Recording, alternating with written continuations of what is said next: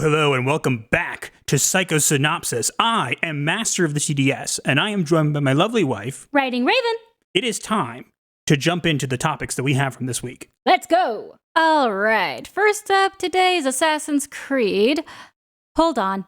Why does my logbook say property of the Knights Templar? Assassin! There's an assassin here! Do you mean me? I wish. I'm just a secretary. You can't fool me! You are clearly an assassin! How so? We were told there was a black assassin nearby. You're wearing black, and you have a hood. Therefore, you must be the assassin. This is a beanie, and your intel probably meant black-skinned, not black-clothed. Then this isn't the Assassin's Guild headquarters? No, this is a therapy office. I see. False alarm! Call off the siege machines! Huh. So the leap of faith is really a leap in logic in your case. Come with me, sir. Japanese gamers are puzzled by the inclusion of Yasuke, a historical African samurai, as a protagonist in the new Assassin's Creed Shadows game set in feudal Japan, noting that this series typically adheres closely to historical accuracy. And this is really just a slight to Japan. I want to clarify one thing that's very important. Whether you believe Yasuke is a samurai or not is not the point of this video. What we want to mention is very little is even known about Yasuke, so it makes it very hard to determine whether he was indeed a full-fledged samurai or not. It's also even debated how he ended up in Japan in the first place. Was he on a slave ship and got cast overboard? Did he escape the slave ship? Or was it even just a slave ship? No one knows that part. And in terms of him, like my husband said, actually being a samurai, historically, he was a retainer, a servant to an actual samurai. Regardless, let's put aside Yasuke being a samurai or not for a minute. Mm-hmm. All the games for Assassin's Creed have had, wherever they were located, you played as the race of people who existed in that location. And in that time period. So a lot of people have been wanting an Assassin's Creed set in Japan. Since the game first released. And they were looking forward to playing as, like, ninjas. I mean, because ninjas are literal assassins, so it would make sense that they would be part of the Creed. But we're not getting that because Black Samurai. So put it aside whether or not you call him a samurai. I think it's kind of silly to deviate from an established formula. It raises a lot of questions. It does more than raise a lot of questions. It's literally started a war in terms of historical accuracy, because Wikipedia is now changing history in order to make it sound like Yasuke was a real samurai. Well, I want to clarify that it's not Wikipedia itself, but editors of Wikipedia that are doing that. Is there a difference? Yes, because some of them are actually fighting back and trying to put it back. And again, we keep in mind, Yasuke, there's very little known about him. So there is no, like, actual conclusive evidence that shows that he was a samurai. There's also no conclusive evidence that he really existed. I also want to clarify something that not many people have brought up. A retainer their status is based off of the status of their lord. So Nobunaga gave him the title of a retainer so that he could have him around because he found him a curiosity. So if you want to overanalyze it, you could argue there could be a case made for Yasuke being a samurai in the eyes of his lord and the people of his lord's household. But it only goes that far. In terms of outside of the estate of Nobunaga, he was literally just a servant. And it's also important to point out that Nobunaga didn't live for that long, and Yasuke escaped and then ended up becoming under the, servant to his Nobunaga's son, who then also didn't stay alive very long. They both committed seppuku. And then nothing else is much known about him. So if he was a samurai, he was one for a brief period, and history doesn't even remember him very much. And so making a huge deal, don't see the point. There is no point, because he's only a footnote in history. He was never a major historical figure, and the game should not be focused on him. The game is going to probably end up being a footnote in Assassin's Creed history, just like Yasuke, so I guess it fits. Fair. Next is Rings of Power. Oh boy, this one is sure to be insane. I see you. Sauron?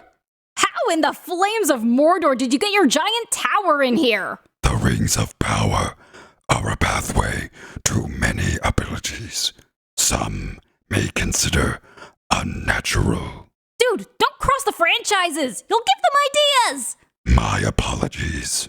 So, do you accept blood sacrifices as a form of payment? We do indeed. No, we do not. Fine.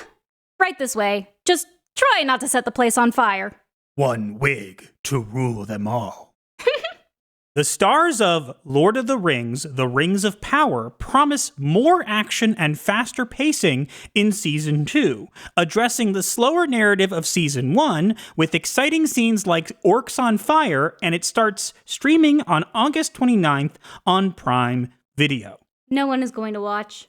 Season 1 of The Rings of Power was not received well for multiple reasons, but one of the main reasons being that they took the writings of Tolkien and decided to write instead, in their own words, the book Tolkien never wrote. In other words, fan fiction. So it's not Tolkien. Not at all. Only 37% of people who watched the show actually finished Season 1. And not to mention that House of the Dragon, trailer for House of the Dragon Season 2 was actually dropped the same day, and I'm pretty sure they did it on purpose because there was kind of a war between Rings of Power and House of the Dragon at the time when they came out. That is true, and people like House of the Dragon so much better because it's not in your face, it's not preachy, it just focuses on the good storytelling. And it actually adheres to the lore for the most part. They have made some changes, but besides the point, it's important to point out that the House of the Dragon trailer is doing really, really well. The Lord of the Rings trailer is not. It is clearly ratioed as of even now. And the reason is simply because it doesn't matter. Let's imagine for a minute these people actually did change. Let's imagine they did listen. They clearly didn't, but let's imagine they did. Hard to imagine, but go on. There's no goodwill left. Yeah. Even if they changed over a new leaf, like magically, nobody wants to give them the benefit of the doubt. They have to prove that they've done differently, and so far they haven't. They could start by finding a taller actress for Galadriel. I suppose that would do something. How about start by ending the entire thing you've done so far and actually making something that's actually Tolkien-esque and actually people will like? Yeah, and don't just throw in the member berries of flying eagles and what might end up being the Balrog. But it's okay. We're going to have the form of Sauron Anatar, who was supposed to be there during the forging of the rings, but it was Halbrand instead. That Halbrand, who nobody knew was Sauron, by the way, just to clarify. Everyone figured it out. And Anatar is supposed to be a form of Sauron, because Sauron's a master shapeshifter. And what did Amazon do with their special effects budget and whatever? They had Halbrand basically get pointy ears and wear a wig. It's just pathetic. Kind of like the spandex underneath the armor painted to look like armor on the Númenórean Queen in Season 1. You can easily tell how cheap it looks. You can see the image of Anatar here. They're clearly not learning that much. Maybe they'll do some things different, but they're bending the rules so much, and nobody wants to give them the benefit of the doubt. People will watch, but simply to roast it. And honestly, if I was Amazon, I would have cut my losses. Yeah, I would have canceled it.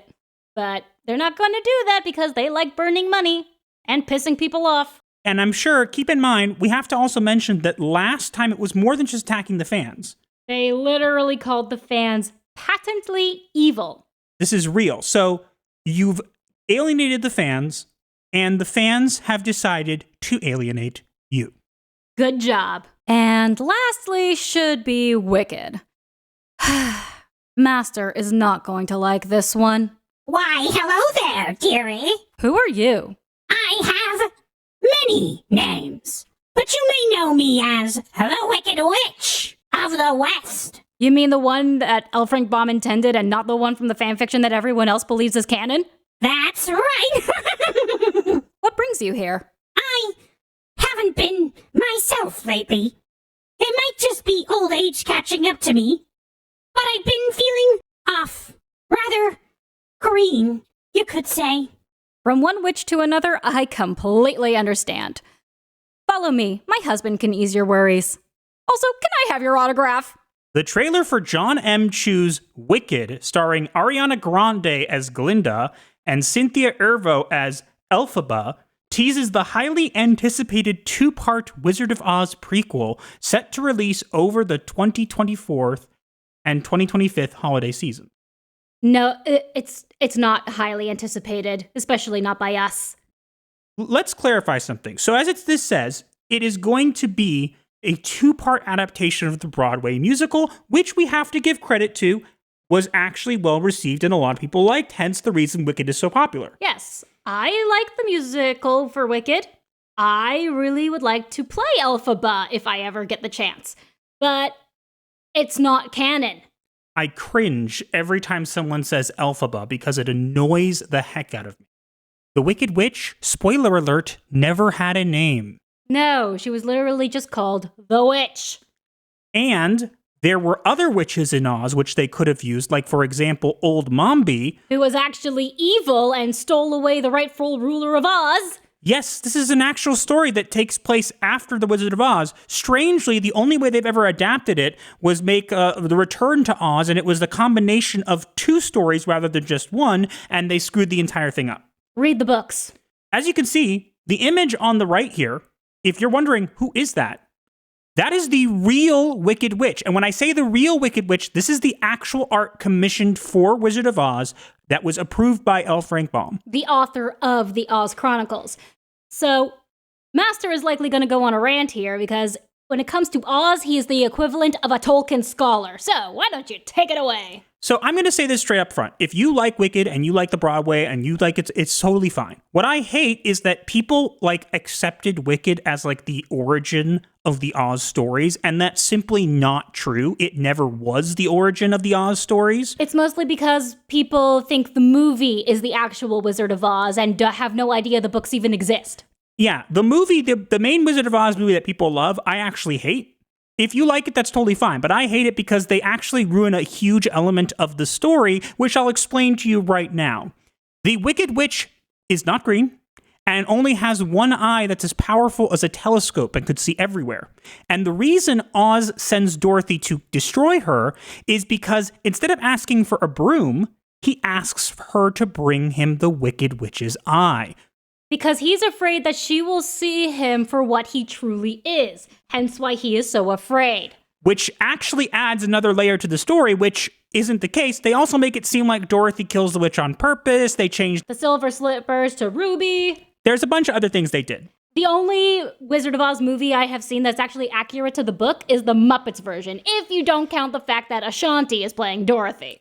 All I'm going to say is this. If you are a fan of Oz and you like the movie or whatever, I urge you to read the books because they're much better. Way better. There are books that were made after L. Frank Baum. I don't count those as canon. If other people do, that's totally fine. Mm-hmm. But I see this and it bothers me because I want an actual adaptation of Wizard of Oz, and they still have not done that. And we're getting this, and it's fan fiction, and everybody's accepting, oh, this is the origin. No, it goes against the lore set by L. Frank Baum himself, and that bothers me. If you enjoy it, that's totally fine, but you should enjoy it as what it is, a separate instance adjacent to Oz. They never even credit L. Frank Baum anytime they do things Oz-related. Though, supposedly, and I don't really know where we heard this, Elphaba is supposedly an homage to L. Frank Baum. And if that is true, I cringe. Elphaba? What he said. What are you looking at, witch? That's a lovely eye you have, dearie. How far can it see? You have not seen what I have seen. I think I have seen my share, even with one eye. I said you have not seen. I may have just one eye, but yours might be a good second. Give it to me. No. Go away. Oh boy, I love a good chase. Now I gotta summon my minions. Ah! I'm melting! I'm melting! Melt faster, witch. I'm out of here. Assassin! Kill the assassin! Oh, that's odd. There's just a puddle in here. I could have sworn I heard something. Another false alarm! Call off the flaming arrows and lower your weapons! That was a close one. Imagine if I had black skin, I would have never been able to hide. And now it is time for the diagnosis of the week. Where we diagnose the week with a mental illness. Because someone has to. And we have an interesting diagnosis for this week. Do tell. So the diagnosis for this week is moral disengagement. Please explain. So moral disengagement refers to the cognitive process through which individuals justify or excuse morally questionable actions, distancing themselves from the ethical implications of their behavior. This can involve various mechanisms such as minimizing the harm caused, blaming others, or reinterpreting the situation to align with one's actions. It was coined by psychologist Albert Bandura. He introduced the concept in the context of his social cognitive theory, which explores how people acquire and maintain behavioral patterns. In relation to today's topics, in Assassin's Creed Shadows, the developers' actions illustrate moral disengagement as they justify straying from historical accuracy and fan expectations, attempting to rationalize their decisions and deflect criticism regarding cultural or historical misrepresentation. In Rings of Power, the creator's behavior is indicative of moral disengagement as they dismiss and demonize critics by labeling them as evil, using this characterization to justify their decisions and deflect valid concerns or feedback from fans.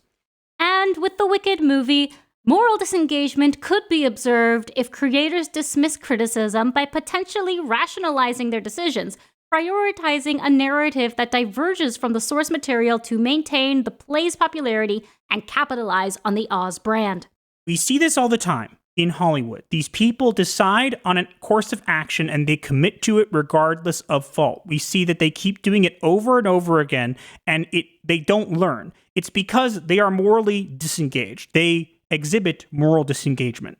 They are so disconnected from the rest of everybody else that they will do whatever it takes to make you the enemy so they can continue on their holy crusade to make sure that you learn things or make sure that your kids are exposed to things too early or you have to add certain conversations. That's what these people do. And until they realize that being separate from us is not a good thing, it is actually harming them, we will continue to see this double down on for the foreseeable future. And that's why I feel this is a great diagnosis for this week. I agree. That is all we have for this week. Let us know what you think in the comments below, and also make sure to like, share, comment, and subscribe with notifications on so you do not miss your weekly therapy session. Or you will be charged. So smash those buttons like they're bad kitties, and we'll see you in the next one. Gothic Therapy out.